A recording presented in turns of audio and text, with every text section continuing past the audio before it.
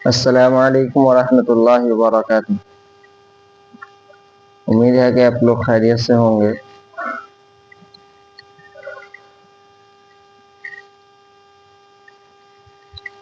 چلیے اب ہم لوگ اپنے اصل مقصد کی طرف دھیان دیتے ہیں کہ جیسے میں نے آپ لوگوں کو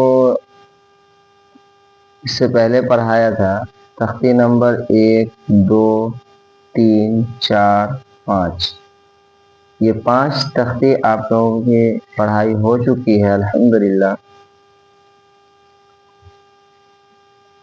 آج جو میں آپ کو بتانے جا رہا ہوں وہ تختی نمبر 6 ہے۔ تختی نمبر 6 میں کیا ہے، یہ جو آپ نے 5 تختی پڑھا ہے نا، 1، 2، 3، 4، 5، ان 5 تختی کی کیا ہے، مشق ہے۔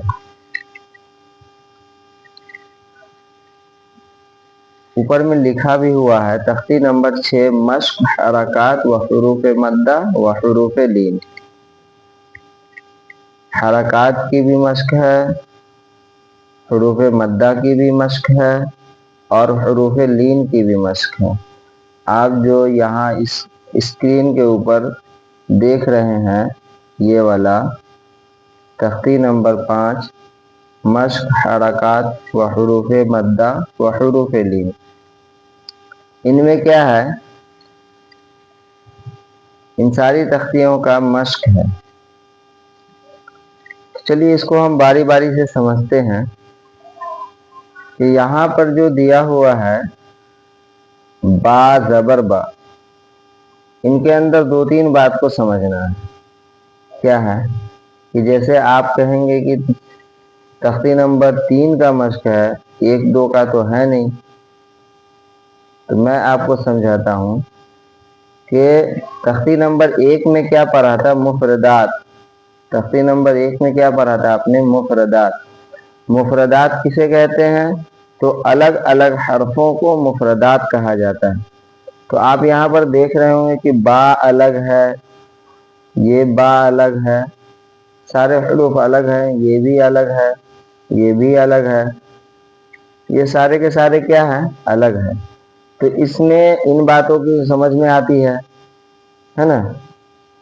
دوسری چیز یہ ہے کہ آپ نے تختی نمبر 3 کے اندر پڑھا تھا حرکات، تو حرکات کسے کہتے ہیں، تو زبر زیر پیش کو کسے کہتے ہیں، زبر زیر اور پیش کو حرکات کہتے ہیں۔ تو ان باتوں سے آپ یہ چیز سمجھ رہے ہوں گے کہ با کے اوپر جو زبر ہے تو یہ حرکات والی مشق ہے، ٹھیک ہے۔ تو جیسے با کے اوپر کیا ہے، زبر ہے، اور زبر کو کیا کیا جاتا ہے، جلدی پڑھا جاتا ہے، تھوڑا بھی نہیں کھینچا جاتا ہے۔ جیسا کہ آپ نے تختی نمبر 3 کے اندر پڑھا تھا کہ زبر زیر پیش کو جلدی پڑھیں، تھوڑا بھی نہ کھینچیں، ہے نا۔ زبر کی آواز کدھر کو جاتی ہے، اوپر کی طرف جاتی ہے۔ یہ بات آپ بالکل اچھی طرح سے سمجھ رہے ہوں گے۔ تو چلیے یہ ان چیزوں کا مشق ہو گیا۔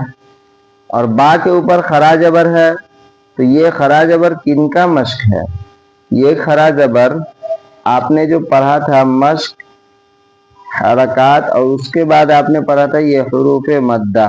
کیا پڑھا تھا، حروف مدہ۔ یہ ان حروف مدہ کی ایک آپ نے کتنے حروف مدہ پڑھے، 3، زبر الف مدہ، یا مدہ اور وا مدہ۔ اور میں نے آپ کو پڑھایا تھا چیپٹر حروف مدہ کے چیپٹر نمبر 3 کے اندر پارٹ نمبر 1 میں کہ کھڑا زبر اور کھڑی زیر الٹا پیش۔ تو کھڑا زبر برابر کس کے ہوتا ہے، الف مدہ کے۔ میں نے بتایا تھا کہ 3 اصلی والا مدہ ہے اور 3 نقلی والا ہے، یعنی اس کا ٹھیک مطلب اس کے برابر، ٹھیک ہے۔ تو الف مدہ ہو گیا کھڑا زبر ہو گیا الف مدہ کے برابر، اور یا مدہ کے برابر ہو گیا کھڑی زیر، اور الٹا پیش ہو گیا واو مدہ کے برابر۔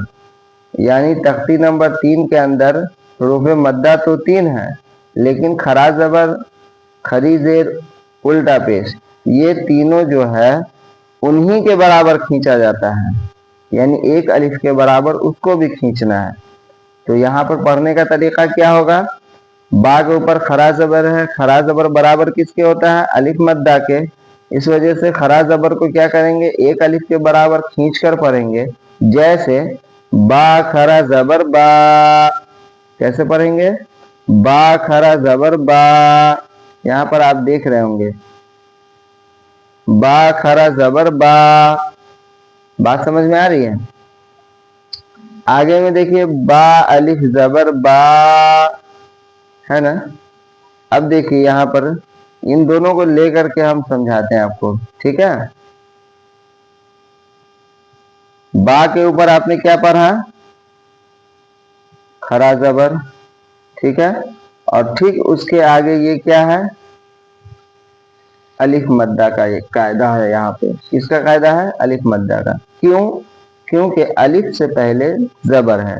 यहाँ पे दो हुरूफ एक साथ मिले हुए हैं, तो इस वजह से यहाँ पे तख्ती नंबर 2 का भी मिसाल है कि तख्ती नंबर 2 में आपने क्या पढ़ा था कि तख्ती नंबर 2 मुरक्कबात। मुरक्कबात किसे कहते हैं, तो मिले जुले हरफों को मुरक्कबात कहते हैं। मुरक्कबात किसे कहते हैं, तो मिले जुले हरफों को। अब मुफरदात अलग अलग हरफों को, तो मुफरदात का मिसाल इसको समझ लीजिए, मुरक्कबात का मिसाल इसको समझ लीजिए, ठीक है।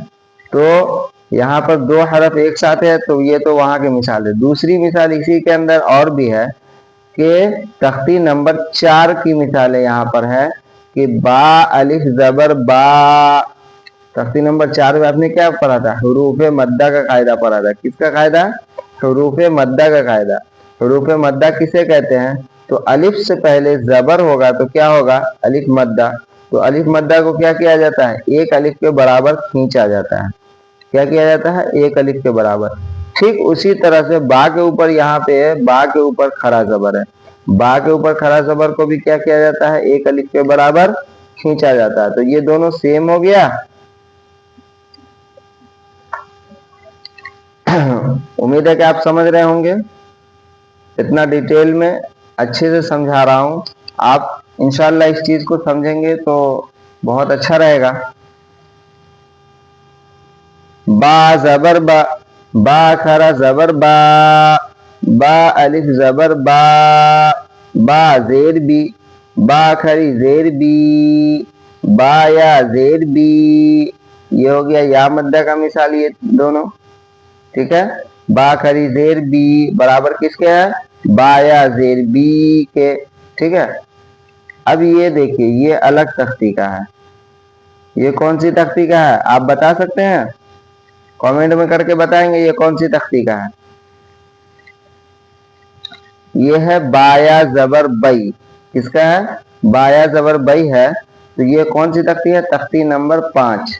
किस तख्ती का मिसाल है, तख्ती नंबर 5 का। या साकिन से पहले जबर है। आपने तख्ती नंबर 5 में किसका कायदा पढ़ा था, कमेंट में बताइए जल्दी, किसका पढ़ा था। चलिए बहुत अच्छा, हरूफ लीन का। किसका, हरूफ लीन। हरूफ लीन किसे कहते हैं, तो हरूफ लीन को समझते हैं फिर से एक बार। मैंने पहले भी समझाया और फिर आज समझा दे रहा हूं कि या साकिन से पहले अगर जबर होगा तो क्या होगा, या लीन होगा। हरूफ लीन कितने हैं, 2 हैं। या साकिन से पहले जबर हुआ तो या लीन, और वाव साकिन से पहले पेश होगा तो वाव लीन। बात समझ में आ रही है। ये आपका यालीन हो गया, और यहाँ पे ये जो दिया हुआ है ये आपका वायलिन, सॉरी ये वाला, ठीक है। यहाँ तो वाव मद्दा है, वाव साकिन से पहले पेश है इसलिए वाव मद्दा होगी, और यहाँ पर वाव साकिन से पहले जबर है इसलिए क्या होगा, वावलीन होगा। समझ रहे हैं। चलिए बाया जबर बई, ये आपको समझ में आ गया। आगे चलते हैं। बा पेश बू, बा उल्टा पेश बू। ये बा पेश बू ये हो गया हरकत का मिसाल। बा उल्टा पेश बू ये हो गया हुरूफ मद्दा का मिसाल। और बा वाव पेश बू ये भी हो गया हुरूफ मद्दा। ये दोनों सेम है। बा वाव पेश बू, बा उल्टा पेश बू, दोनों को एक अलिफ के बराबर खींचना है। क्यों खींचना है इसको, बा को क्यों खींचना है, क्योंकि बा के ऊपर उल्टा पेश है, उल्टा पेश बराबर होता है वाव मद्दा के, इसलिए उल्टा पेश को एक अलिफ के बराबर खींच कर पढ़ेंगे। उसी तरह से वाव साकिन है और वाव साकिन से पहले पेश है, इस वजह से वाव मद्दा होगी और वाव मद्दा को क्या किया जाता है, एक अलिफ के बराबर खींच कर पढ़ा जाता है। ठीक है, ये बात आपको समझ में आ रही होगी। चलिए आगे चलते हैं। बा वाव जबर बऊ, यहाँ पर वाव साकिन से पहले जबर है, इसी वजह से इसको क्या करेंगे, जल्दी पढ़ेंगे, नरम आवाज के साथ जल्द अदा करेंगे। ठीक है, अगर यही वाव साकिन से पहले अगर पेश होता तो क्या होता, एक अलिफ के बराबर खींचा जाता, लेकिन यहाँ पर वाव साकिन से पहले जबर है, इस वजह से इसको क्या करेंगे, नरम आवाज के साथ जल्द अदा करेंगे। जैसे बा वाव जबर बऊ, और यहाँ पर क्या है, वाव साकिन से पहले पेश है, इसको क्या करेंगे, एक अलिफ के बराबर खींचेंगे। जैसे बा वाव पेश बू। यह बात आपको समझ में आ रही होगी, ये सारी चीजें आपको समझ में आ रही होगी। इसको इंशाल्लाह पढ़ाने की जरूरत नहीं है, क्योंकि ऊपर वाले लाइन को मैंने बहुत अच्छे से समझा दिया है, तो नीचे वाला लाइन भी आप इंशाल्लाह खुद से पढ़ेंगे। चलिए आगे चलते हैं।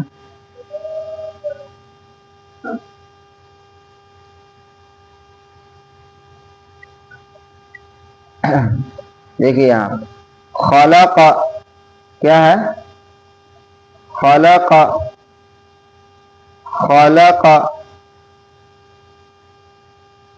इज़ा वक़ब व इज़ा कुरिअ, ये पढ़ने का तरीका मैं आपको बता रहा हूँ।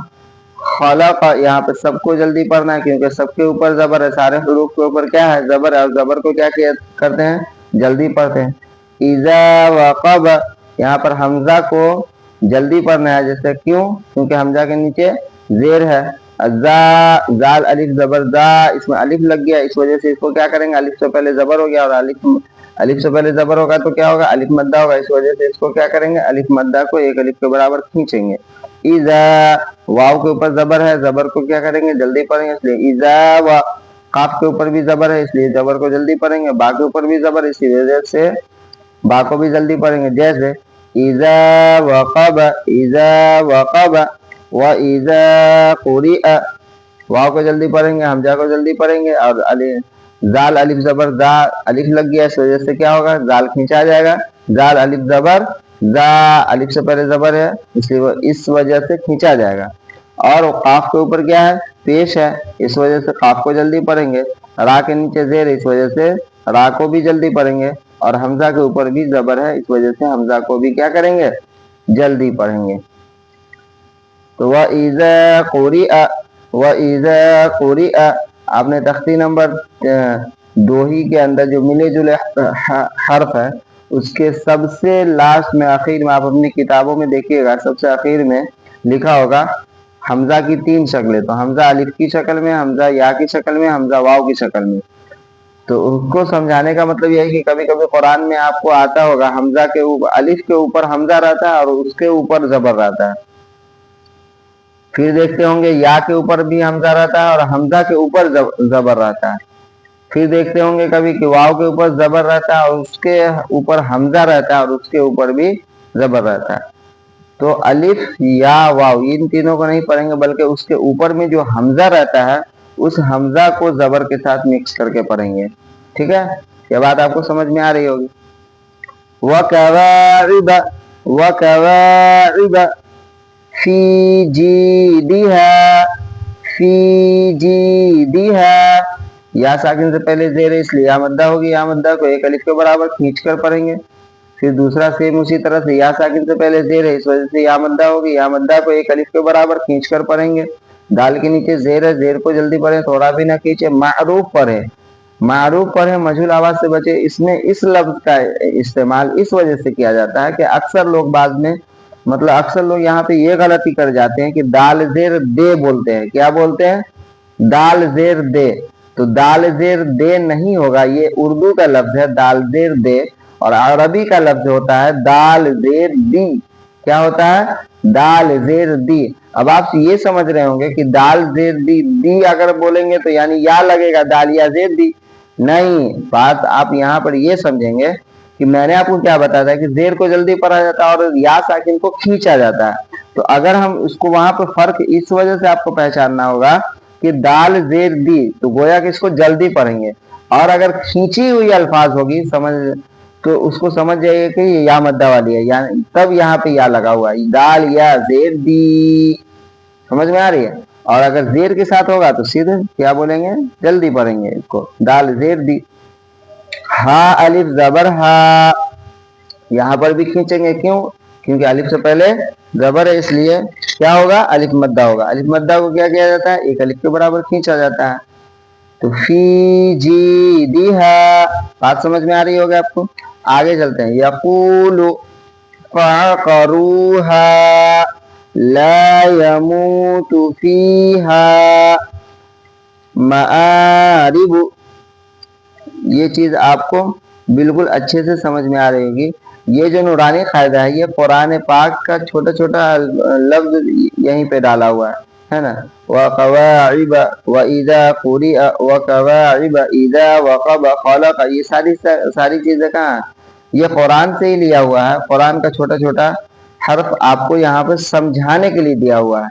तो आप गोया के यहाँ पर जो पढ़ रहे हैं तो आप ऐसा फील करें कि मैं कुरान को सही कर रहा हूँ, क्योंकि कुरान का ग्रामर ही इसको माना जाता है, नूरानी कायदा को। किसको माना जाता है, नूरानी कायदा को।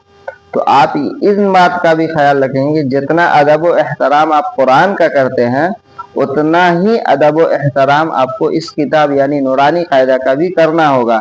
इसको भी वजू के साथ पढ़ना होगा, और वजू के साथ इसको छूना होगा, और बिल्कुल एहतमाम से अच्छे रेहल पे रख करके इसको अच्छे से पढ़ना होगा। आप यूं ना समझे कि ये तो नूरानी कायदा कुरान थोड़ी ना है, ये ऐसा समझना बिल्कुल गलत बात है। आप इन चीज़ों का ध्यान रखेंगे, उसके बाद इन सारी तख्तियों का आप मश्क करेंगे इंशाल्लाह। ठीक है, ऊपर से लेके या तक।